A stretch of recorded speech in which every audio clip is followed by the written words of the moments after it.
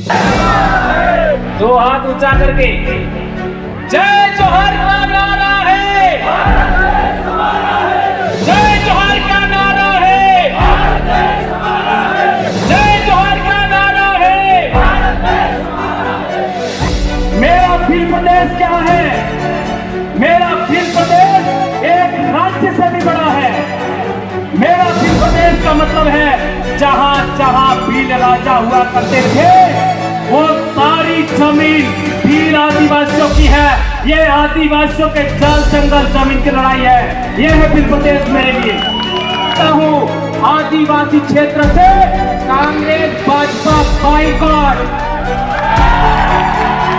एकता कायम करना चाहते हो, रूढ़ी प्रथा बचाना चाहते हो, संस्कृति बचाना चाहते हो तो तीनों धर्मों को भी बाइकॉट करना होगा। प्रकृति धर्म, आदिवासी धर्म, जो कहना कहो, इंडिजिनस धर्म, ट्राइबल रिलीजन 1931 में था, पुनः लागू करो। जो कहना करो, जो राय बनती करो, लेकिन इनको आउट करना होगा। और ज्यादा नहीं तो इस दिमाग से तो आउट करो।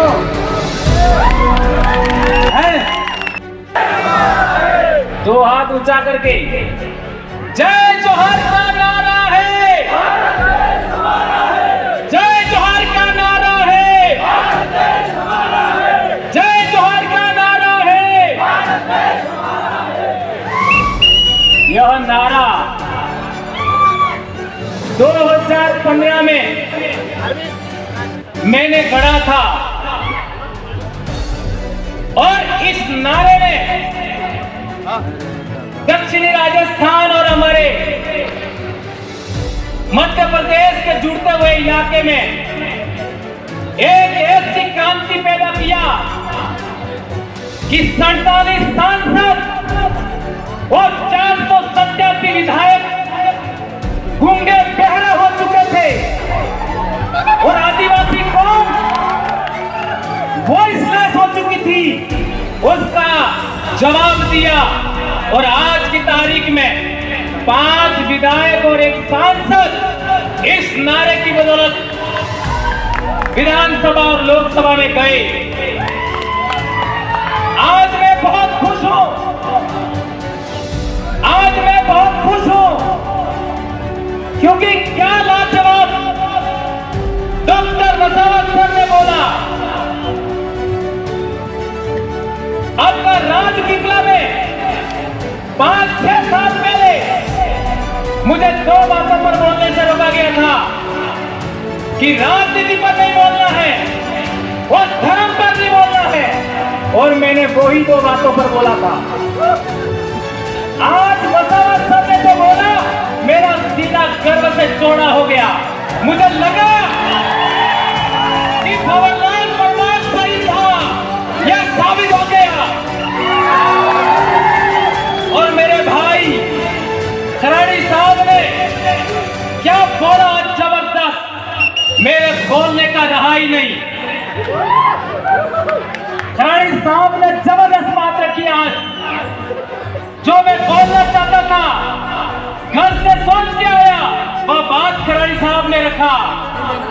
और आज मैं कहना चाहता हूं कि मध्य प्रदेश में मैं बहुत बोल चुका हूं, मध्य प्रदेश का भी समय मुझे आज दिया जाए, आने वाले साल मुझे नहीं बोलना।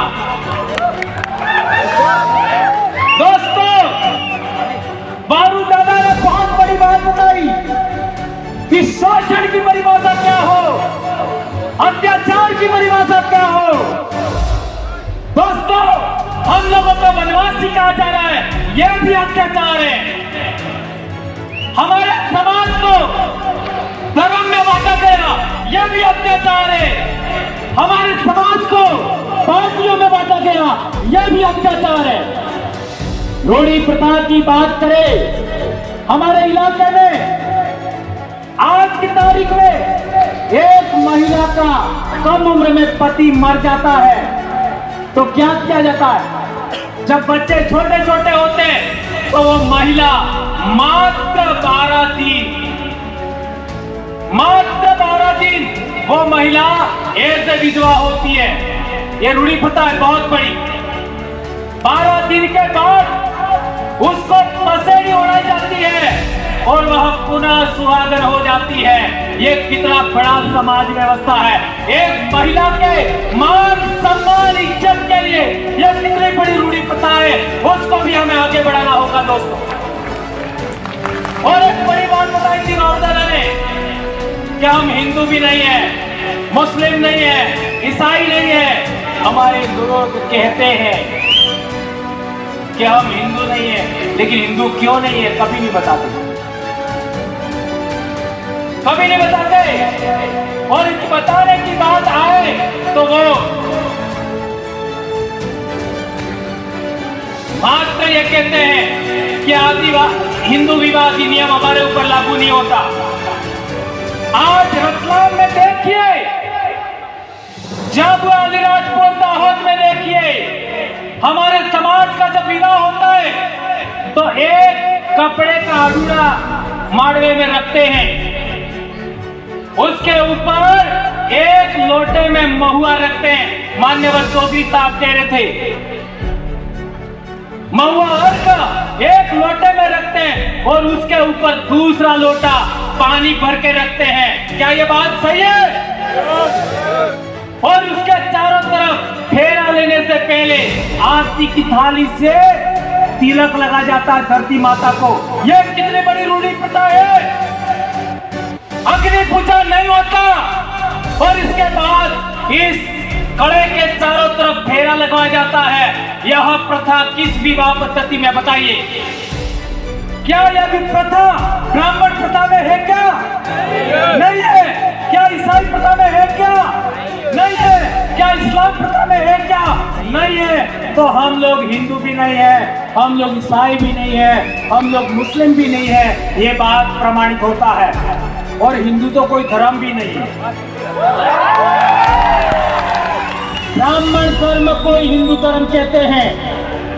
ये बात समझना है तो हम लोगों को जबलपुर हाई कोर्ट का जजमेंट पढ़ना होगा। एक धर्म क्या होता है उसके लिए चार बड़ी बातें हैं। एक, जो वर्ण व्यवस्था है वो धर्म है, और दूसरा प्रायश्चित होता है वो धर्म है, और तीसरा बात है कि हमारा जो क्या कहते हैं आपका पूजा पद्धति का आधार है वो धर्म है। तो हमारे समाज की व्यवस्था के अंदर वर्ण व्यवस्था नहीं होता। ये सुप्रीम कोर्ट ने बोला है, आपका जबलपुर हाई कोर्ट ने बोला। जो लोग आपका वेद से संचालित नहीं होते, जो रामायण महाभारत से संचालित नहीं होते, जो पुराण से संचालित नहीं होते, जो वर्ण व्यवस्था से संचालित नहीं होते, वे लोग अपनी रूढ़ी प्रथा से, अपने कस्टम से संचालित होते हैं। वो आदिवासी है, वो किसी भी धर्म में नहीं आते। ये जजमेंट में कहा गया है। आज तक हम लोगों को किसी ने नहीं बताया। और एक बड़ी बात, नंदा ताई, आज इनका सम्मान हुआ। नंदा ताई के जजमेंट में कहा गया है अबोरिजिन्स और शेड्यूल्ड ट्राइब, यानी शेड्यूल्ड ट्राइब का मतलब हुआ अबोरिजिन, अबोरिजिन और शेड्यूल्ड ट्राइब, और ब्रैकेट में आदिवासी लिखा है। तो जो लोग हमको वनवासी कहते हैं वो लोग कंटेम्प्ट ऑफ कोर्ट कर रहे हैं। हमें केस किया जाना चाहिए। कौन माइकल इसके लिए तैयार है? हाथ उठाकर। ये कंटेम्प्ट ऑफ कोर्ट का आपका केस किया जाना चाहिए, तो मैं मानूंगा कि नंदाबाई के साथ आपका न्याय हुआ। एक और बड़ी बात, हमारे बहुत सारे बड़े वक्ताओं ने बात रखा। एक बात आई थी भील प्रदेश, तो कई लोग मेरा विरोध करते थे। 2015 में मैंने एक आपका व्हाट्सएप पर ग्रुप बना दिया भील प्रदेश, और वो भी रेवा काठा डायरेक्टरी। मैं पैदाइशी मानगढ़ आंदोलन की देन हूं। ये खराड़ी साहब पैदाइशी मानगढ़ आंदोलन की देन है।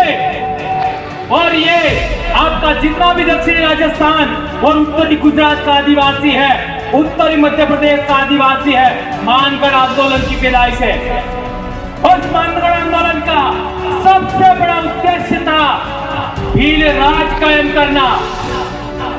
और ये बात गोविंद गुरु के इतिहास में लिखी हुई थी, उसी को आधार मान करके मैंने भील प्रदेश व्हाट्सएप ग्रुप बनाया। बहुत लड़ाई हुआ, लेकिन लड़ते लड़ते हम लोगों ने आज पूरे इलाके के अंदर ये बात फैलाने में कामयाब हुए। आज मेरे छोटे भाई चेतर वसावा ने बोला, आपने कितना इस्तेमाल किया। मेरे छोटे भाई जय कृष्ण पटेल ने बोला, कितना बड़ा आपने इस्तेमाल किया। और हमारे डामोर साहब ने भी बात किया, आप लोगों ने उनको सर आंखों पे रखा। ये बात हम लोगों को आगे बढ़ाना है। लेकिन मेरा भील प्रदेश क्या है? मेरा भील प्रदेश एक राज्य से भी बड़ा है। मेरा भील प्रदेश का मतलब है जहां जहां भील राजा हुआ करते थे वो सारी जमीन भील आदिवासियों की है। ये आदिवासियों के जल जंगल जमीन की लड़ाई है। ये है भील प्रदेश मेरे लिए।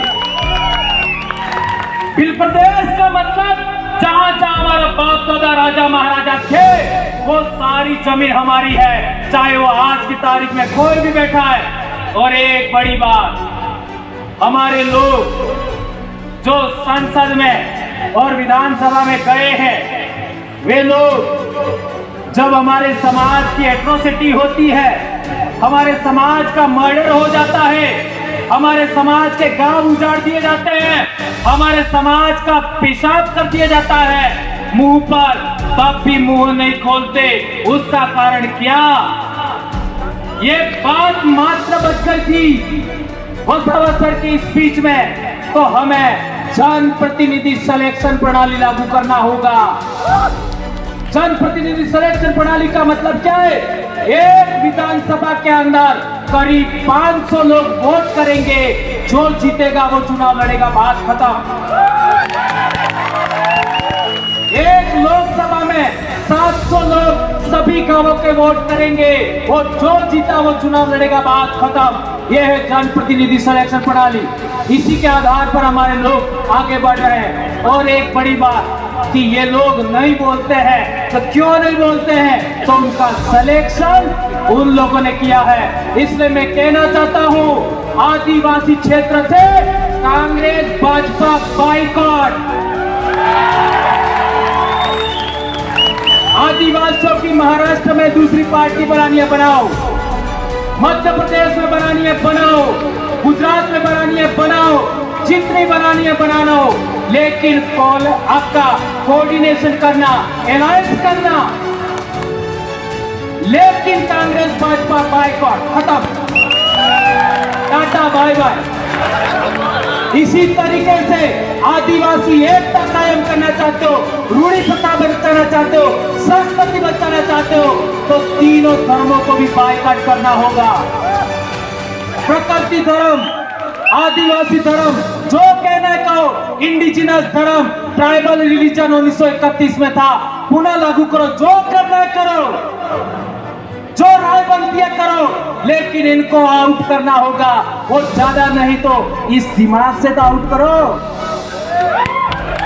है मान्यवर चौधरी सर कह रहे थे, मेरी बेटी एमबीबीएस कर रही है, मेरा बेटा एमबीबीएस कर रहा है, एक 9th क्लास में बेटा पढ़ रहा है।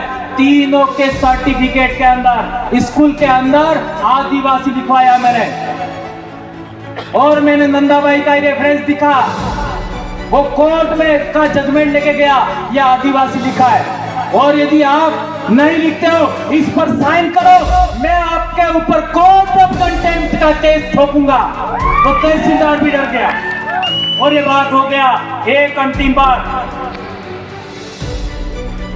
हाँ, हमारे समाज के अंदर किसी का विवाह हो जाता है और किसी कारणवश आदमी महिला को दान क्षेत्र न्यायालय नियमत में दान अटले अनाज क्षेत्र अटले मर्यादा सम्मान, महिला के साथ सम्मान नहीं करे और पोटली पैक करके रोज बदमाशी करे, मारे पीटे, तो हमारे महिला को छेड़ा छूट लेने का हक था। Am I right? और छेड़ा छूट का मतलब तारे मारे मामलों खत्म। तने बीजी मानी सके तो मने मन है कर जो कोई। ये बहुत बड़ी बात है दोस्तों। या हमारी विवाह पद्धति, हमारी पूजा पद्धति, हमारी रूढ़ी प्रथा कस्टमरी लॉ के लिए बहुत बड़ी बात है। एक और बात, जो टाइगर प्रोजेक्ट के नाम पर हमारी जमीन छीनी गई, अभी पालघर को लेकर के जो हुआ पिछली बार कालूराम दादा ने बोला था, और अभी एक भाई ने भी, हमारे साथी ने बोला, पालघर में क्या क्या हुआ,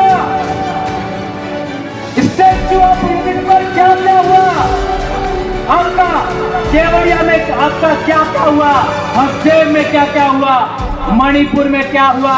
हमारे लोगों को गुमान था हमारी राज्यपाल आदिवासी है, हमारे लोगों को गुमान था हमारी राष्ट्रपति आदिवासी है। क्या किया?